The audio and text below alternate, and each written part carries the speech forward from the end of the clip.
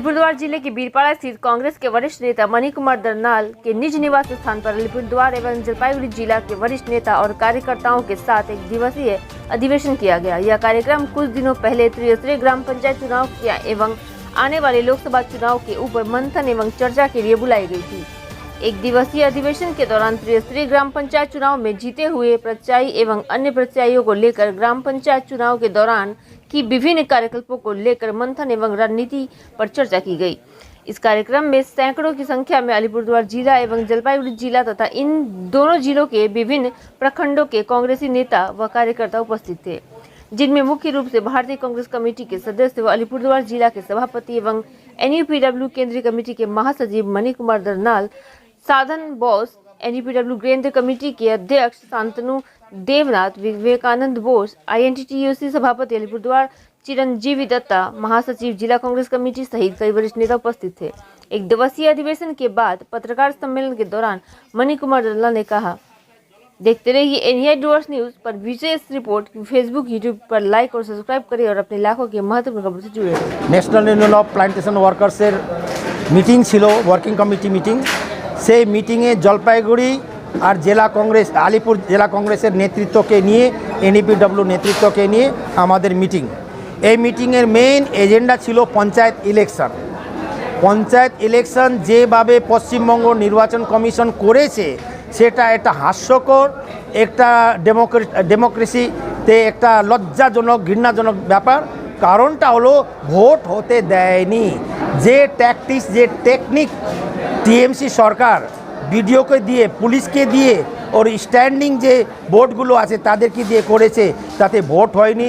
যে জনসাধারণের বাস্তবিক যে মনের চেতনা বলে যে ভোট দিবে, মত প্রকাশ করবে, সে মত প্রকাশ করার সুযোগ পায়নি। যে এটা গণতন্ত্র বিরোধী একটা আচরণ রাজ্য সরকারের, তার বিরুদ্ধে আমরা আজকে যে আলোচনা, যে আগামী দিনে আমরা কিভাবে কাজ করব আর সাংগঠনিক বিষয় একটা বিষয় ছিল, সেই নিয়ে আজকে আলোচনা ছিল। গয়েরকাটাতে আমাদের যে ক্যান্ডিডেট আছে দুইটা পার্টের উইনিং সার্টিফিকেট নিয়ে বাড়িতে চলে গেছিল। যা খবর আছে ওনারা আসেনি আজকে। রাত্রিবেলা পুলিশ গিয়ে ওনাদের উইনিং সার্টিফিকেট চাইছে, নিয়ে গিয়ে পরের দিন টিএমসির দুইজন ক্যান্ডিডেটকে উইনিং সার্টিফিकेट দিয়ে দিয়েছে। क्या कहना चाहेंगे इस तरह के परिदृश्य में लोकतंत्र को कहाँ देते हैं? बात ऐसा है कि जो सभ्य समाज पश्चिम बंगाल में तो बहुत सारा वोट हुआ है। कांग्रेस भी 77 तक था, उसका बाद में वाम फ्रंट आया, वोट होता था, कारचुपी वाम फ्रंट का टाइम में भी था। लेकिन एक तो मत प्रकाश करने का एक तो level, equal level playing ground था, वहाँ पर बात प्रकाश कर सकते थे। ये जो जनता का जो आवाज़ है, जनता का आवाज़ को ममता दीदी, TMC सरकार वो आवाज़ को दबाने का हर संभव प्रक्रिया रात में पुलिस द्वारा जो कांग्रेस के जो कंटेस्ट कैंडिडेट हैं उनको पहला विड्रॉ कराने के लिए धमकी, जिला परिषद कैंडिडेट को खड़ा होने से ठीक नहीं होगा वो धमकी, पंचायत मेंबर को रात में उठा के लेके जा करके पुलिस कस्टडी में रख करके अकारण, ताकि प्रथम चरण में ही कांग्रेस पार्टी का आदमी सरेंडर कर दे। एक टैक्टिक्स लिया।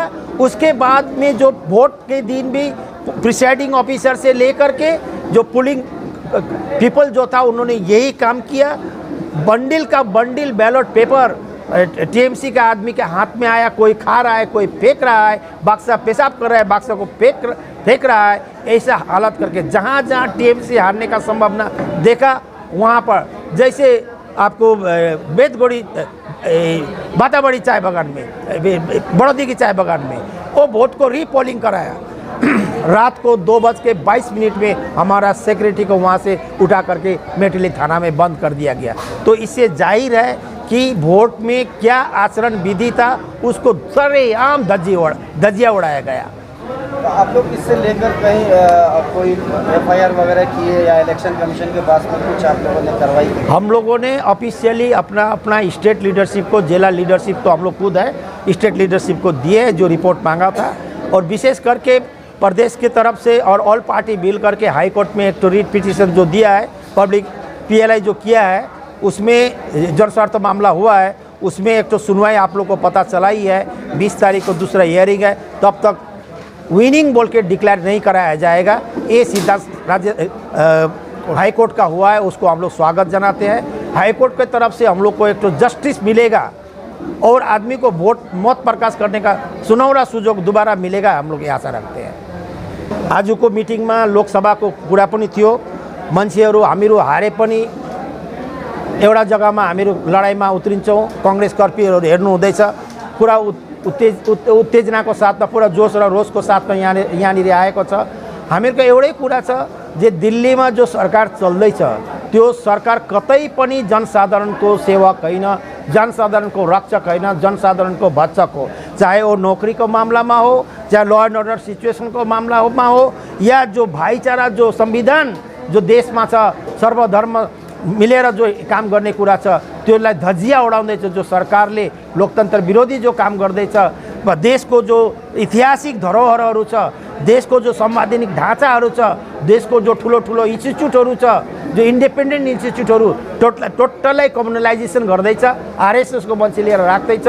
त्यसको लागि हामीहरू हार्नु जित्नु एउटा जग्गामा हो, तर आगामी लोकसभा भोटमा हामीहरू जान प्राण लडाएर लडाइँ गर्छौँ। त्यसको प्रस्तुति पनि आजदेखि सुरु भयो। अच्छा, आप लोगों का सीपीएम के साथ इस पर जोट भी था कई जगह, लेकिन देखा गया कि जोट सक्सेस नहीं हुआ। कहीं पर कांग्रेस का भी कैंडिडेट है, वहाँ सीपीएम का भी जिला परिषद खड़ा है, कांग्रेस का भी खड़ा है, पंचायत में समिति में भी इस तरह से देखा गया। तो ये समन्वय मिला नहीं, तो आगे लोकसभा में क्या आप लोगों का जोट रहेगा? ये कम्प्लीटली एआईसीसी का मामला है, इस मामला में हम लोग कुछ बात नहीं कर सकते।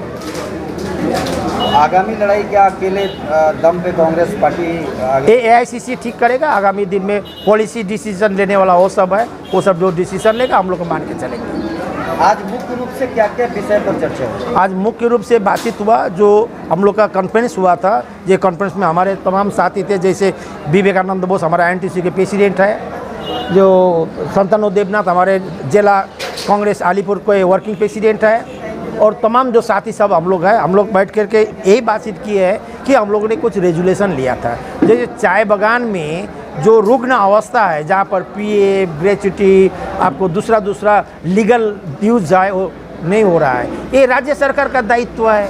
राज्य सरकार पंचायत वोट और जन ज्वार छोड़ के ये सारा देखती नहीं है। पीएफ का घपला हो रहा है, केंद्र सरकार चुपचाप बैठा हुआ है। और सबसे बड़ा मुद्दा जो हम लोग ने राज्य सरकार को भी, केंद्र सरकार को भी, लोकल एमपी को भी हम लोग ने बोला, ये जो चाय बागान में रहने वाले 2.25 साल से बसबासकारी जो यहाँ के ट्राइबल भाई साहब है, नेपाली गोरखा भाई साहब है, ओबीसी जो है, ये कम्प्लीटली लैंडलेस है और मिनिमम वेज से भी कम वेतन मिलता है। इनको मिनिमम वेज वेतन क्यों नहीं मिलना चाहिए और इनको ज़मीन का पट्टा क्यों नहीं मिलना चाहिए, इस पर लंबा चौड़ा बहस हमारे सब साथी ने इसमें भाग लिया।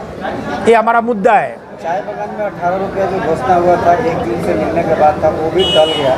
इसको लेकर आप किसको दोषी मानते हैं? राज्य सरकार इसमें संपूर्ण रूप से दोषी है, और टीएमसी का यूनियन का जो नीति है वो सटीक नहीं है, क्योंकि राज्य सरकार को बढ़ावा दे करके टीएमसी ने मिनिमम वेज से डाइवर्ट करके जो स्टॉप गैप अरेंजमेंट 7 रुपया बढ़ा दिया, 11 रुपया बढ़ा दिया, 15 रुपया बढ़ा दिया, 9 रुपया रेशन का पैसा दे दिया। Minimum wage government of west Bengal ने 2016 साल में बोर्ड गठन किया। बोर्ड गठन करने के बाद में उसका 18 मीटिंग हुआ। 18 मीटिंग होने के बाद में दोनों तरफ में जो वार्तालाप हुआ, उसको जो रिकमेंडेशन है, अभी राज्य सरकार के पास में बॉल है कि राज्य सरकार उसको देखे और उसको मिनिमम वेज डिक्लेयर करे। राज्य सरकार मिनिमम वेज डिक्लेयर ना करके, मलय घटक जी जब सिलीगुड़ी आते हैं, नॉर्थ बंगाल आते हैं, तो यूनियन वाला एक मत नहीं होता है। अरे मालिक और मजदूर एक मत कैसे होगा? तीसरा पक्ष सरकार मालिक और मजदूर को एक पक्ष कराएगा। लीगल टर्म में कौन सा देना चाहिए, कौन सा देना ना चाहिए, तमाम मुद्दा राज्य सरकार के पास में है। अपना पल्ला झाड़ करके दोष हम लोग को ऊपर दे करके बातचीत करते हैं। ये कम्प्लीटली टीएमसी सरकार का ये जो 18 रुपया जो कोर्ट में झूल रहा है, इसके लिए राज्य सरकार दायी है। यहाँबाट गयो हाम्रो साथीहरू उहीकै हुनुहुन्छ, हाम्रो कालचिनी एरियाकै हुन्छ, उहाँहरू गएर भेट गर्नुभयो। पहिला कुरा यसमा यो छ कि हामीले दीर्घ दिनदेखि राज्य सरकारलाई र केन्द्र सरकारलाई ब्रह्मपुत्र रिभर कमिसन जो छ, त्यो ब्रह्मपुत्र रिभर कमिसनमा जो पैसा आउँछ सेन्ट्रल गभर्मेन्टबाट 200 करोड रुपियाँले त्यो कमिसनले के काम गर्नु सक्छ? हामीले भनेको थियो त्यो कमिसनमा पैसा बढाउनु पर्छ और ब्रह्मपुत्र रिभर कमिसनमा बडा हामीहरूको नर्थ बेङ्गललाई अलदा गरिदियो कि नर्थ बेङ्गलमा कमसे कम नभन्दा पनि 63वटा सानो र ठुलो खोलाहरू छ।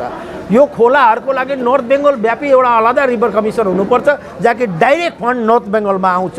त्यसले गर्दाखेरि हामीहरू मेजर फन्डबाट व्यतीत पनि हुन्छौँ और यो तुरुपको दास जस्तो त्यही चिज देखाउँछ, कामको काम केही पनि हुँदैन। यहाँ प्रोटेक्सन बाँध भएको छैन, यहाँ रिभरलाई स्ट्रिम लाइन गर्नु सकेको छैन, ड्रेजिङ गर्नु सकेको छैन और केही एरेन्जमेन्ट यहाँनिर सठिक छैन।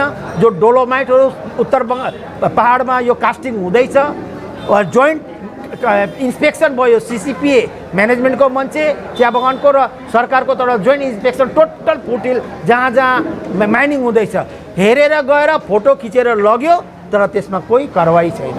त्यही फुटहिलबाट आएको पानी रिभर बेड माथि भएर टोटल डुवर्सको गार्डनहरू बगाउँदैछ और सिल्टिङ हुँदैछ, जस्तो सामनेमा तेलीपाडा चाय बगान प्राय वास आउट हुने जस्तो स्थितिका छ। हाथी नाला का करोड़ों रुपया की लागत से वो बना लेकिन सक्सेस नहीं हुआ, उसके पीछे क्या कारण है? उसका पीछे एक का क्या सदुपयोग हुआ है वहाँ? मैं तो खुद जिला परिषद थे, मेरे टाइम में वो फाइल बना है। मैंने ही विशेष करके मैं वहीं का मैंने प्रार्थी था, कैंडिडेट था, इसलिए मैंने वो फाइल बनाया। वही फाइल अभी तक काम कर रहा है।